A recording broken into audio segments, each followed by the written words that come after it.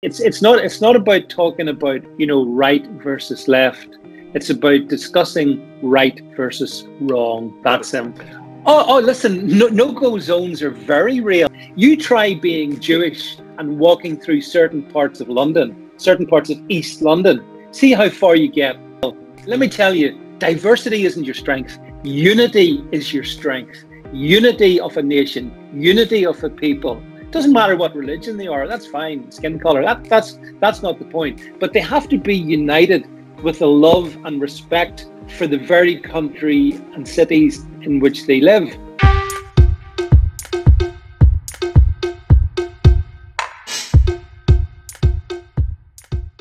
At Indus Show, we have a very special guest from UK. His name is Mr. David Vance, and he's the founder of Alt News Media and also a political commentator. Mr. David, it's a pleasure. Welcome to our show. Yeah, it's absolutely my pleasure to be here with you. Thank you very much for the opportunity to chat. You're welcome.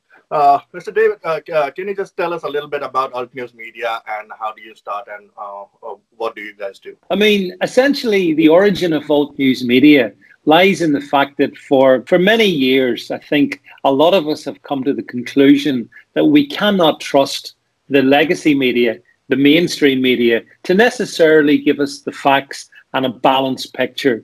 Also, with the kind of censorship that pervades the mainstream media, lots of important topics, such as the ones we're going to talk about, I think, really don't get the amount of focus and attention that they deserve. So I thought it would be a good idea to set up a digital platform where we could invite writers and other people to come along and express their opinions freely without censorship. And so altnewsmedia.net is essentially a home for free speech. The way I've described it, and I hope you like this, and your viewers may. It's not about talking about right versus left. It's about discussing right versus wrong. That's simple. Mm-hmm. True. Fantastic. So I'd like to start with recently you have a very big change in the country with the landslide victory of Mr. Boris Johnson.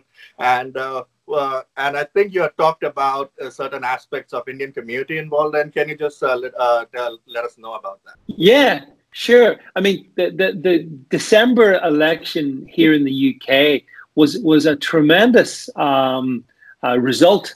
And one of the fascinating aspects of it, and I was very pleased to be involved in this, the British Indian community, which for generations, certainly for a generation anyway, tended to vote for Labour. For the first time, that kind of collapsed, and instead many of those patriotic British Indian people, they voted for Boris Johnson's Conservatives. And the reason they did that was because they could see that the British Labour Party is essentially focused on fostering the Muslim vote in the UK, and really, and we'll talk about this. There have been certain things happened in 2019, and Labour which were very anti-India, and Labour MPs have been to the fore of that. So it was quite a repudiation from not just the traditional British Conservative vote, but it was also the British Indian vote, as well as actually the British Jewish vote for that matter, who all coalesced around the Conservatives and delivered this stonking majority for the British Conservatives and Boris Johnson. Oh, okay. Okay, so do you think the Kashmir issue, when Jeremy Corbyn came out and gave out a statement not supporting India but supporting the Pakistani side, do you think that does that play any kind of role in that the making the decision for the British Indian community to vote for the Conservatives? Yeah, I think very much so. I think, and this is where social media has been so important. I think the British Indian community saw the Jeremy Corbyn's antipathy towards Prime Minister Modi and Article 370 and all of that. They saw Labour MPs being involved at the agitation outside the High Commission in London, the riot, essentially. They saw all of that. And in the last sort of 6 months of 2019, suddenly connections were being made via social media encouraging the British Indian community to move away from that which they'd done for maybe 30 years, maybe that amount of time, and stop voting for Labour. And they did. So big historic change here in the UK, and a very welcome one. So you mentioned about the Indian High Commission, and there was an attack after the abrogation of Article 370, predominantly by the Pakistani Muslims. The Pakistani Muslim has a very big hold in certain parts of UK. And being in London, I had been to London several times. It's a beautiful city. And being in London, having such a presence of, it's a democratic country and such a presence of law enforcement, how was it made possible? Yeah, it was. I mean, it was an absolute scandalous riot outside the High Commission. And yet, the London mayor, it was permitted in the first instance because you have to apply to hold these demonstrations. It was addressed by the London mayor is Labour, and several Labour MPs got involved in agitating that particular event. We had British Pakistanis coming in bussed in to London from across the UK. They were bussed in their droves, and they all, I mean, as you'll remember, they all kind of came together outside the High Commission, caused serious damage to the High Commission, frightened and scared the many people, Indian people, British Indian people who were inside the High Commission. It was a scandalous event. And actually, I'll tell you what's worse than that. So that there was that.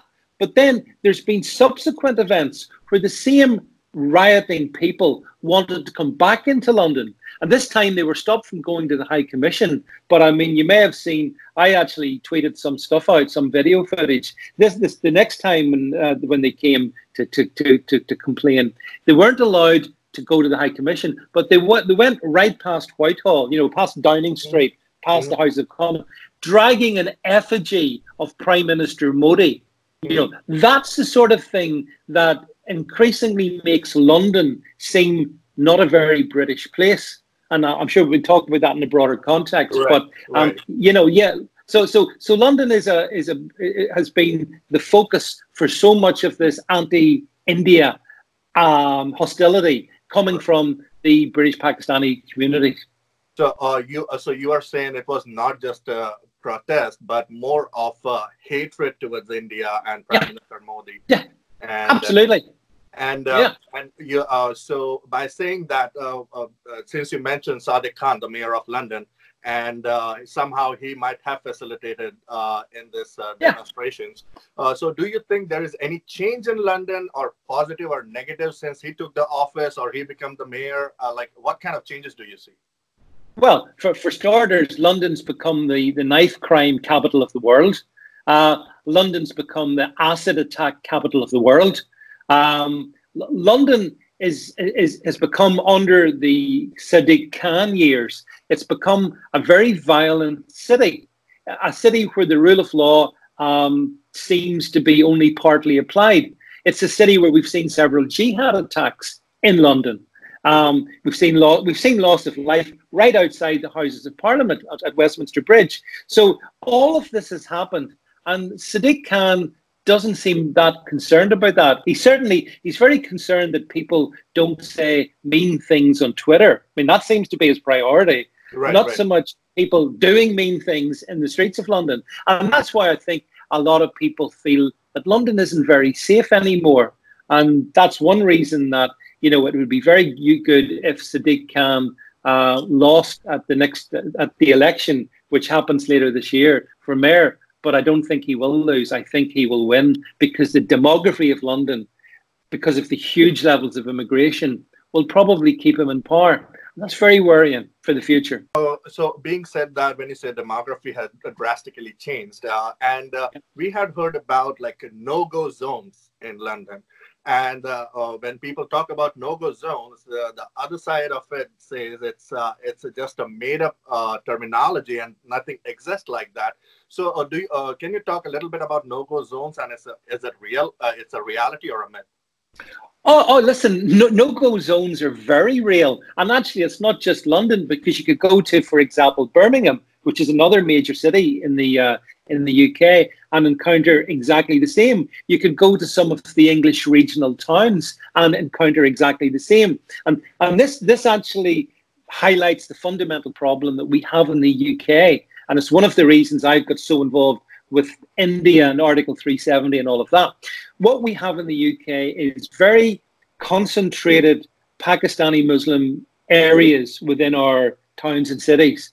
And those areas are places apart. The people haven't integrated. Half of them don't even speak the language. And those are places which many native British people feel very uncomfortable in. And that's spreading out right across the UK. And we've allowed this to happen. And so when people talk about, there aren't any no-go zones, you try being Jewish and walking through certain parts of London, certain parts of East London, see how far you get.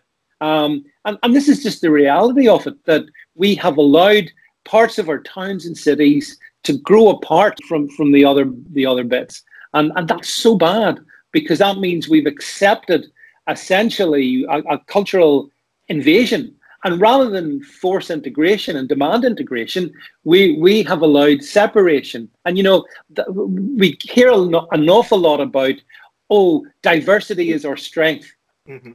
Let me tell you, diversity isn't your strength. Unity is your strength.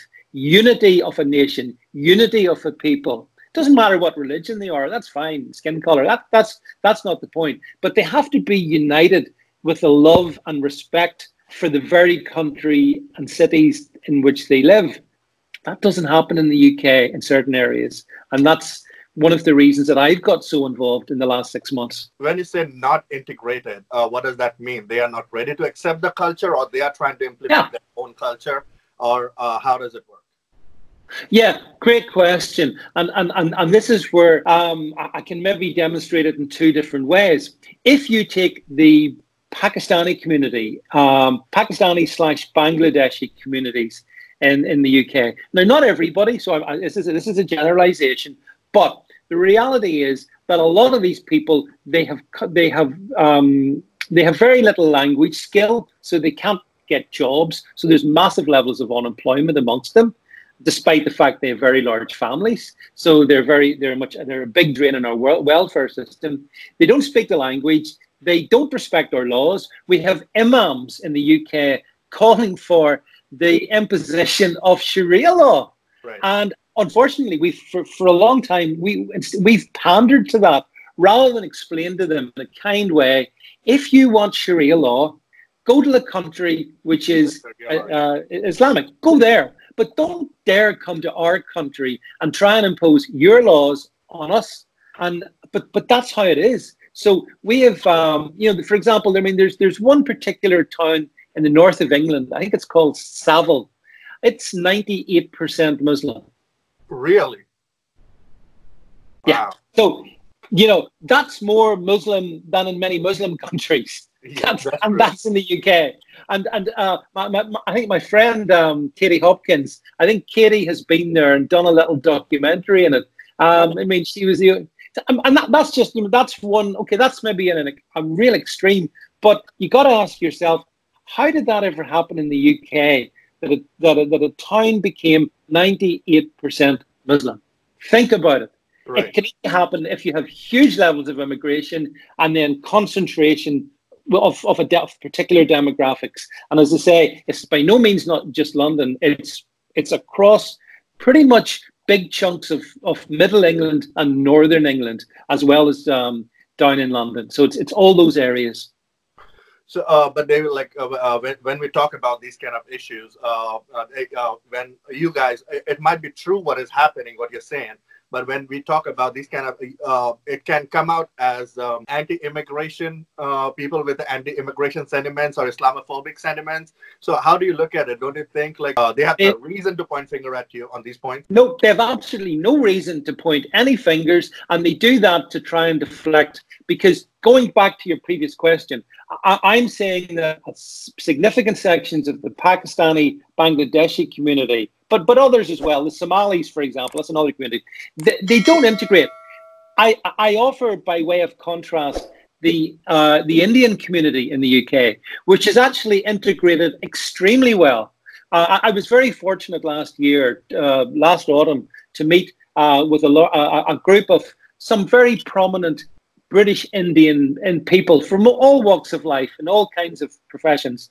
The one thing they had in common was that they accepted Britain, they accepted our laws, they accepted our traditions. They still have their faith. They still like to do things that they like to do, which is fine, but they've integrated. So I'm sorry, I completely dismiss the Islamophobia line. It's just a deflection from those in the Pakistani, Bangladeshi community facing into the fact that they're the people that have failed, they're the people that won't integrate, and they're the people that are causing a lot of problems. So when you mentioned about not respecting the law, in what aspect are you talking about? Are they doing illegal businesses, or what kind of crimes you're talking here?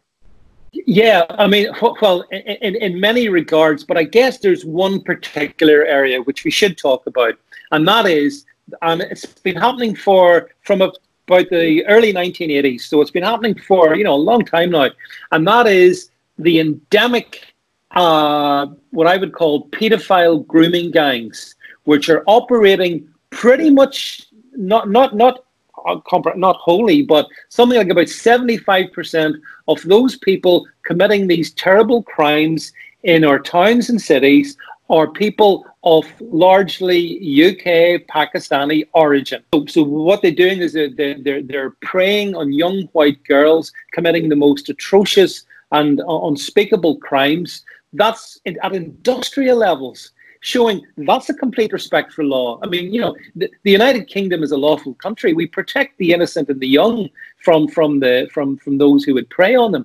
But that hasn't stopped a generation. I mean, I'll give you a figure.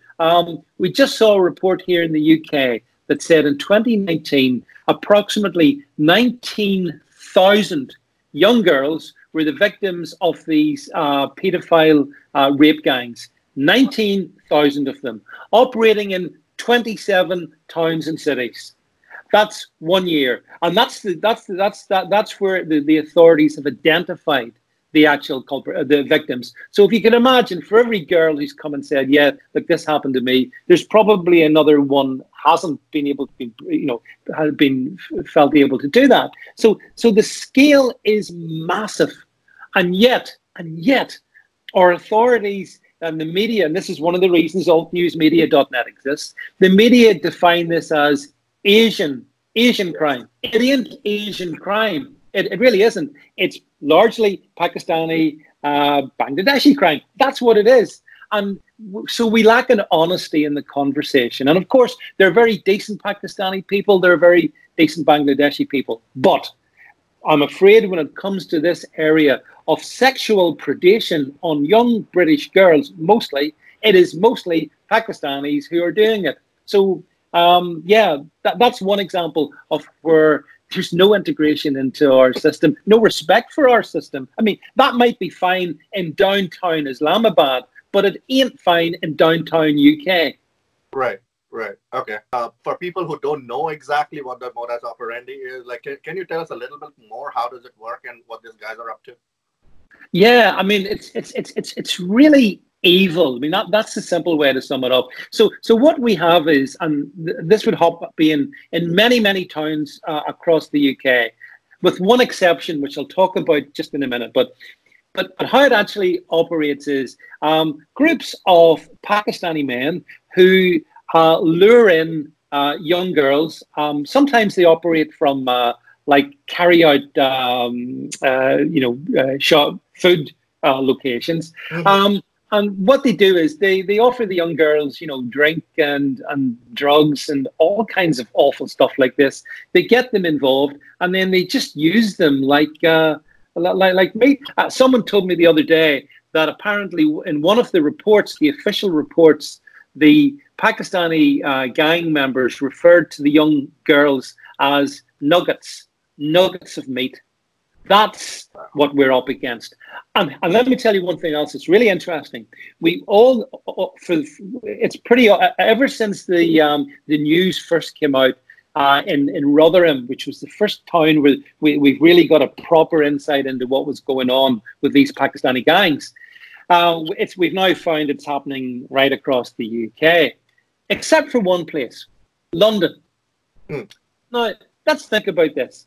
London has got the single greatest concentration of Pakistanis in the UK, and yet we haven't heard about it. So I suspect that the biggest story of all is going to be the massive abuse that's been taking place in our capital city that has been covered up by a combination of institutional and establishment cowardice.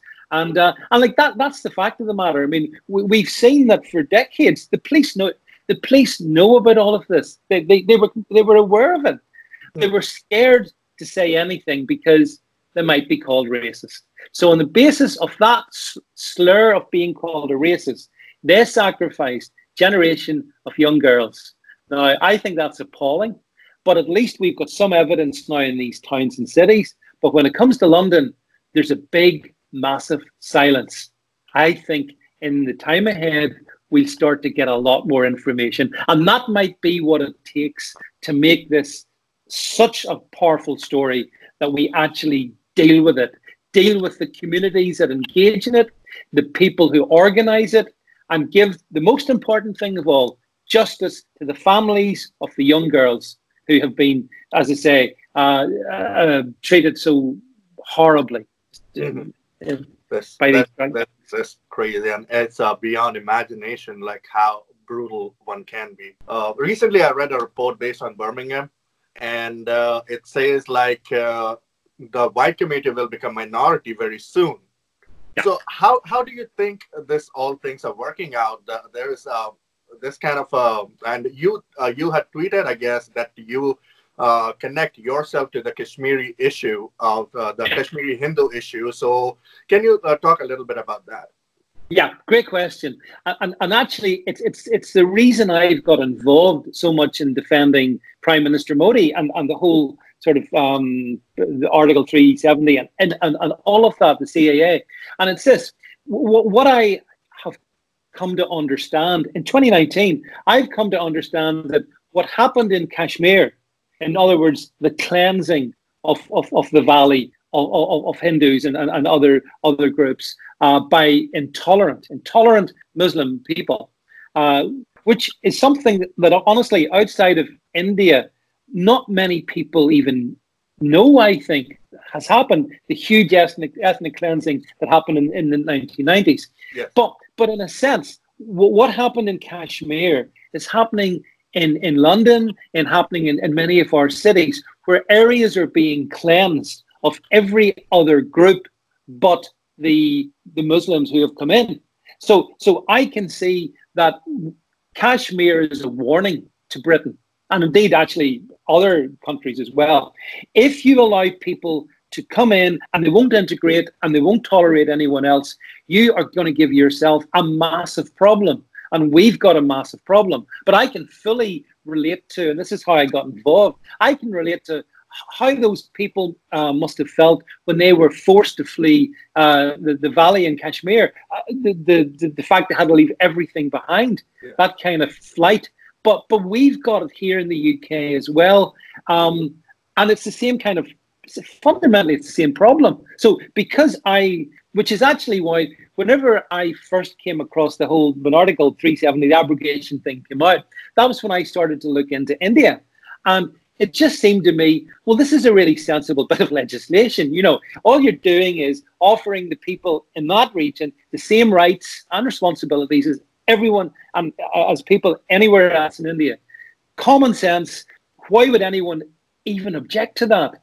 And I was shocked by the fact that there was loads of people objecting to it in the UK, mostly driven by the Pakistani PR lobby. And so I got myself involved in that, thinking that this is the most innocent thing that Prime Minister Modi could do. And it was met with this deluge of hatred and anger. And it's like, Why would you be angry about people having their democratic rights restored unless you're some sort of, tyrannical thug? Yeah. And that actually, therefore, that's how I got involved in this. Once I understood Article 370, once I understand what happened in Kashmir, I could see this is happening here. And okay, maybe not on the same scale, but the same principle is in play. The same principle of displacement of populations, of population, because one group will not live happily, peacefully with others, and that's just not acceptable. But then it is accused or looked at by Pakistanis or anyone else supporting them, looked at because the conservatives are known to be Islamophobic, and Prime Minister Modi is Islamophobic, and that's the reason you get along very well. Yeah. Everyone who questions Islam is Islamophobic. Here's my answer in that one. A phobia is an irrational fear of something. When I look at what Islam is doing and has done around the world, I'm not sure how it can be seen as irrational to be at least concerned about it. And trying to shut down everybody, be it Prime Minister Modi, be it President Trump, be it Boris Johnson, be it people like me, by calling us all Islamophobes, it just doesn't work anymore. We know what the game is. We understand the propaganda they're trying to push. We won't buy it. And increasingly, millions of people think like us, not them. Let's little talk about more where we started by the media, when you say that the whole reason you came up with this platform and for giving an alternate voice to what the mainstream media won't, because being a journalist, I understand how many of my articles were thrown in the trash can. I know that. So can you talk about a little bit about like how this media works and why they are covering up, when also you brought in the point when you said these crimes have been covered under by the name of Asians. By Asians, it covers everyone, including Indians and everyone, and that's the reason there are hate crimes against Indians as well in certain parts of the world. So, so can you tell a little bit about why this media and how they have worked up, how they have worked around, what lobbies are working on it, or why do you think they're doing this? Yeah, I mean, those are really great points. I mean, okay, here's a number of responses to that. In the first instance, yes, the British media in particular is very much sensitive to the needs of Muslims. Now, if you want to know why, just have a look at what's happened in places like, in France and Paris with Charlie Hebdo. We all know why. The media is scared to tackle some subjects. But what really bothers me is that the media is actually racist, because the media labels everybody. When we get into these areas of awful crimes and grooming gangs, they label everyone as being Asian. And yet we all know that comprehensively, as a matter of fact, I think 75% of those convicted are of a Pakistani Muslim heritage. So to defame people, and by the way, the balance is a combination, as I said, of Bangladeshis and others, Somalis, and yet they're very happy to defame Indian people, people from China, people from Japan, people from the broader Asian community. And let me give you another example. Last week in London, there was a brave new change in this, where the media suddenly felt a need to actually name the people.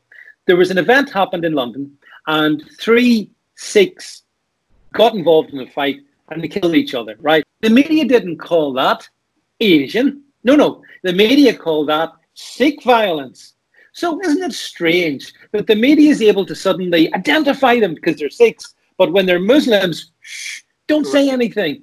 Comes back to the fundamental point. The media is cowardly. The media isn't interested in the truth. The media is interested about trying to steer a politically correct course. And in doing so, they sacrifice truth and they sacrifice their integrity. And that's why people like you and many others who try to, provide a balanced story and whatnot, you get ended up in the trash can because it's not convenient for the truth to sometimes get through. And in this area, probably more so than any others. That's exactly how it is. Right, right. Okay. But also looking at the media, which the media house, the biggest media house of UK, BBC, which is funded by the government, by the way, and it has always been against India. I mean, it comes out like very anti-India. No matter what you're going to do, they're sitting right there in India and in London headquarters. They or maybe in Scotland, in Glasgow, or wherever they are. I mean, the stories that come out is very anti-India, anti-Hindu, Hindu bashing. Matter of fact, they are not even ready to recognize the ethnic cleansing of Hindus. They're not ready to recognize what is happening in UK. They're not ready to recognize what is happening in India. So, by having this kind of media house, UK can expect things like happening in France and Germany. Well, you see, the thing, you mentioned the BBC. The BBC is basically, they're extremely anti-Prime Minister Modi. They're extremely anti-President Trump. They are very much in favor of the United Nations and things like that. So you're never going to get a proper balanced report from them.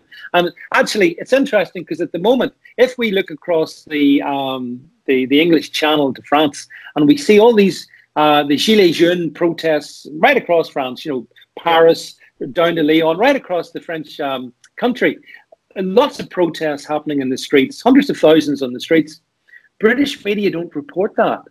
They can't even find one journalist to go there. Why? Because they don't want to show people being unhappy with President Macron. They don't want that. But by the same token, if something happens in India and they can find a way to use it to twist things against Prime Minister Modi, they'll fly a journalist first class, supersonic speed over there to actually report on it. BBC is a historical anachronism. It's a digital vampire. It needs to be it makes us all pay money, 3.8 billion a year to fund it. That needs to stop. The BBC is out of time. It's out of date. It's imbalanced. And I'm very glad that it banned me. I was banned from the BBC back in 2015. And I look upon that as a badge of honor. Oh, yeah. Yeah, I've been banned from a couple of media houses, so that's okay. Yeah. So let's talk about a little bit from a person perspective who is living in UK, and UK is the place where have a very massive amount of British Indian population and British Pakistani population. A person belonging to media who has been keeping a close watch. How do you look at the issues between India and Pakistan as a society, as a culture, and as country? Well, you see, I've come to the conclusion, and I said this on Indian TV, that my conclusion is that Pakistan is a failed state. It's a terrorist incubator state. I mean, I'm going to say harsh things, but they're true. Someone needs to say these things, and I'm happy to say them. I think Pakistan is a global menace. I think it's an exporter of terrorism, not just into India, but across the region, and actually across the world. I think that I know that Britain was involved in the establishment. I'm familiar with the history, but the past is the past. We're living in the present. So I consider Pakistan to be an absolutely failed state, a menace. I would like to see it broken up into the individual regions, given autonomy to, for example, Baluchistan, just as one example. And that's the way to try and make things better. But at the moment, we've got in India a very enlightened prime minister, very enlightened government doing all the right things. And yet, and this is an issue, and yet, despite the fact that I think I couldn't be more pleased with what the Indian government's been doing, the Pakistan government is much more effective in terms of broadcasting propaganda around the world. And that's why I think here in the UK, a lot of people really don't know exactly what's going on in the region in between Pakistan and India in Kashmir. I don't think most Brits understand that, let alone Americans. And so one of my missions in 2020 and this year is to try and find ways to maybe work with Indian colleagues and friends, maybe go to India and actually get information that I and others can then disseminate to millions of people via this social media. And that's where I think India has to be so much smarter, because, just doing the right thing isn't enough. You've got to let people know that you're doing it. Pakistan's doing the wrong thing, but it's very good at making it seem as if it's a victim. Khan is some kind of peace-loving good guy in Pakistan, and all that happens is this awful India. We're doing these terribly bad things. So India has to get smartened up in its PR. But I think that's happening. So that's all good. And if I can play any small part in that, along with some others, then that'd be great. Yeah, right. So yeah, that was my next question. Being on social media, do you think Pakistan is way ahead? Mainly talking about social media. We talked about like the mainstream media and social media. Like mainstream media, they have people like Al Jazeera defending them, BBC's defending them, and CNN's defending them. The Washington Post, New York Times, all these major media houses, they had been pushing left and right. They have been pushing lies. We are debunking, but they have a bigger platform. But that's fine. That is fine. You're absolutely right. And here's the difference. But in 10 years ago, the reach of the BBC, CNN, all the rest, they had a huge reach. Now, because of social media, we have huge reach. Things have changed. So the battle, in a way, the BBC won't change. CNN won't change. The Washington Post, they're never going to change. But that doesn't matter. People are listening on social media. They're on Twitter. They're on Facebook, Instagram, whatever. And they're picking up lots of information. Oh, yeah. So one of the things that's pleased me most is in the last year or so, because we've started to talk about these things. And I guess here in the UK, it's been Katie Hopkins and myself have been the people who talked the most about it, just because we came to a similar consensus view on it. The lots and lots then of Brits have started to get involved, and Americans have started to get involved, and they now see, they can understand what Article 370 is about, what the Citizen Amendment Act's all about. Because as well as hearing it from Indians, they're hearing it from people like us. And I guess we're seen to be, we're kind of, in one way, we're neutral arbitrators, but we are trying to report truthfully what's happening over there. So I think, I don't care about the fact that the BBC will always be pro-Pakistan. I know that will never change.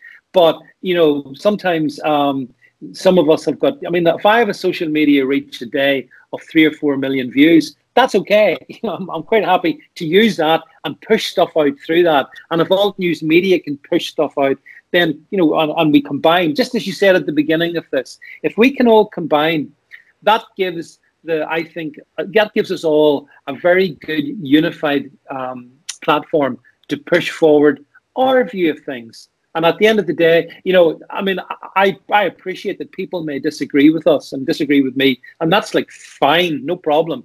But I'm going to give you my version of the story, and you can make your own mind up. And you won't get that in the BBC, but on social media, unless Twitter closes all down, which is possible, then we can at least try to do that, and that's what we're doing. Okay, great. So, Mr. David, just to pack this up and end this wonderful interview, what would be your points on everything what we talked about, but mainly when we talk about UK and India working together, not only on the political level, but on the cultural level as well. All the Western countries working with India, which is the regional power, and it's a very strategic and important because of the ongoing situations in the region. What would be your message to the viewers or the listeners of the show? Well, I certainly would encourage everyone to look at India as almost a really good template for how some of our Western democracies should now be operating, in terms of, in India, patriotism is not to be frowned on. It's okay to be a patriotic Indian. It's okay in India to expect everybody to obey your laws. India's been so successful. I believe India's got the second largest Muslim population of any country in the world. Yeah. So I mean, that's a tremendous, and yet, having said that, despite all of that, it seems relatively well integrated. So I hope people will go and talk to Indian people, talk to officials in the Indian government, Indian thinkers, so we can learn from India about how we can make our countries better, and that not just politically but culturally, being able to live alongside each other in peace. I mean, we all want peace. And we want to coexist, side by side, without fear or without threat. And so I think it's ironic in 2020 that the Western countries, and not least the UK, I believe, could do so much worse than listening to India. So, Mr. David, thank you very much for your time for this interview. It was great talking to you. Yeah. Yeah, sorry. That was just Boris Johnson on the phone to me, by the way. He agrees with everything that I said. Okay, yeah, that's good. All right. All right. Listen, lovely to speak to you as well. Thank you very much. Thank you. Please subscribe to our channel and do not forget to hit the bell icon.